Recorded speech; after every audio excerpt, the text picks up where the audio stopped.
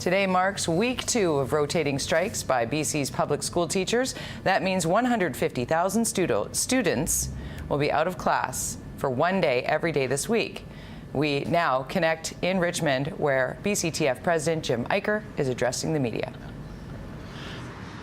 Hi everybody, just here standing strong with our teachers, our members from Cambie Secondary School, and standing strong in terms of our proud members of BC Teachers Federation behind me. And you can also see the amazing support that we got from our labor community. They're out here supporting our teachers for a fair deal for teachers, and most importantly, including better supports for our students. And what we want is the deal. We want that deal to happen before the end of June, and what we need is government to come to the table in good faith and bring that necessary funding so we can get the deal that we all need for our teachers and for our students. So we encourage government to bring that funding. Christy Clark needs to put the funding in to get this deal happening before the end of June. The students are talking about walking out now on Wednesday, and parents are discussing it as a possible walkout as well. What's the reaction to that, and do you think that'll put more pressure? The students are just saying they're fed up about being caught in the middle. Well, I think the students are, if they're going to be going out, they're going out and supporting. What they want is better conditions for their learning. They want to see smaller class sizes. They want to see the class composition guarantees and the minimum levels of specialist teachers supporting them, supporting all students. And that's what this action's about. That's what this bargain is about. We need government to put in the money so we can start seeing smaller class sizes for our students. And so importantly, we need the supports. We've got over 16,000 classes across British Columbia with 4 or more students with individual education plans. And that doesn't even talk about the students that need that extra little help. And part of this bargain is to ensure that that support is there for our students and for our teachers, so they can give that so important individual attention that every one of our students need. And we appreciate the support of our students, and we appreciate the support of our parents.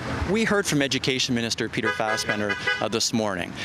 He was saying the government's willing to be at the table 24/7, yet both sides were not at the table on Thursday and Friday of last week. Nothing scheduled so far that we know about this week. Why aren't both sides at the table 5 days a week here trying to hammer away and get a deal done? Well, we'll be back at the bargaining table tomorrow. We've got 3 days this week, and what we want is a deal. So far, what we've seen from this government, despite the minister's comments in the media about wanting to bargain, but what they haven't done is shown a willingness. They haven't put one single dollar on the bargaining table to address the issue of class composition in our classrooms, where our students all get that individual support that they need through smaller classes, through specialist teachers, and working with them on one-on-one and small group. So we need the government to actually put money to the bargaining table to address these concerns for our teachers, for our students, so we can get that deal before the end of June, not after June. Jim, do you think the government would agree that they haven't put a single dollar on the table for class size composition? Well, all you got to do is take a look at their language on class size, class composition, and minimum levels of specialist teachers, and there is actually no dollar amount there on the table.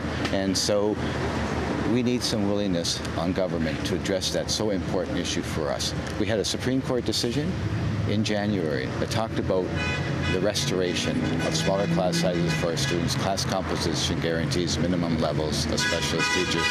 These were taken out of the collective agreement back in 2002 illegally. Twice the government has violated our constitutional rights.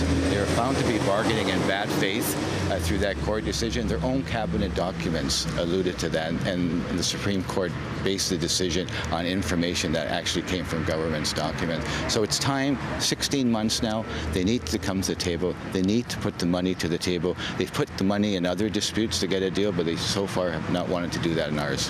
What about Confederation Parents Council just talked about possibly having a voice at the negotiating table. What are your thoughts on that, and do you think it can help the union?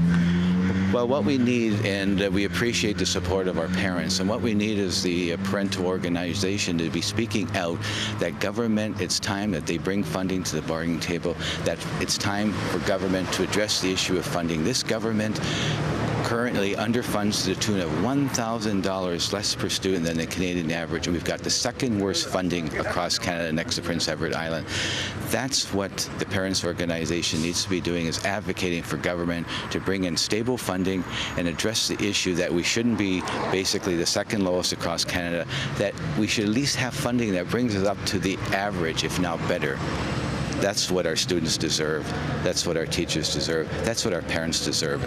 A strong public education system that's supported by a government with the funding that's needed to at least cover the cost of inflation and other downloaded costs. And we haven't seen them being doing that. They have money for other issues. LNG is seen as an investment, and it's unfortunate they see our kids as an expenditure, and that's just not right. They need to change their priorities. What about binding arbitration? Fassbender this morning said the government has been asking for this from the get-go. If that's true, would this be something that the BCTF is considering?